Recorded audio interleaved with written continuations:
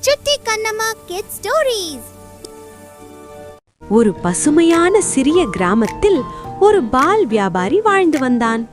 அவன் வீட்டில் சில மாடுகள் இருந்தன.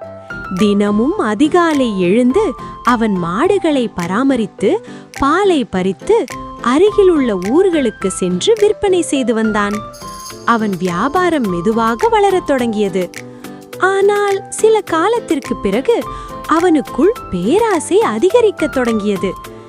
இன்னும் அதிக பணம் சம்பாதிக்க முடிவு செய்தான். அதற்காக அவன் ஒரு தவறான வழியை தேர்ந்தெடுத்தான். அவன் பாலை தண்ணீருடன் கலந்து விற்க ஆரம்பித்தான்.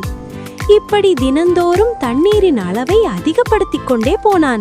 அவனுக்கு லாபம் அதிகரித்தது.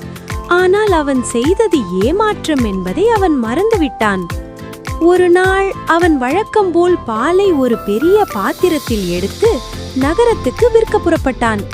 நகரம் செல்ல ஒரு சிறிய ஆற்றை கடக்க வேண்டியிருந்தது. அவன் தலையில் அந்த பாத்திரத்தை வைத்து மெதுவாக ஆற்றில் நடந்து கொண்டிருந்தான். அப்போது அவன் மனதில், இன்று நான் அதிகமாக பணம் சம்பாதிப்பேன் என்று எண்ணிக்கொண்டிருந்தான். அவன் சமநிலையை இழந்து கீழே விழுந்தான். தலையில் இருந்த பாத்திரம் கீழே விழுந்து அதில் இருந்த பால் முழுவதும் ஆற்றில் கலந்து விட்டது. அவன் அதிர்ச்சி அடைந்தான். அவன் தினமும் சேமித்த லாபம் ஒரு நொடியில் போய்விட்டது. அவன் தலையை பிடித்து வருந்தினான். அப்போது அவன் மனதில் ஒரு உண்மை தோன்றியது. நான் நேர்மையாக இருந்திருந்தால் இப்படி இழப்பை சந்திக்க வேண்டியிருக்காது. பேராசை எனக்கு இழப்பையே கொடுத்தது என்று அவன் உணர்ந்தான்.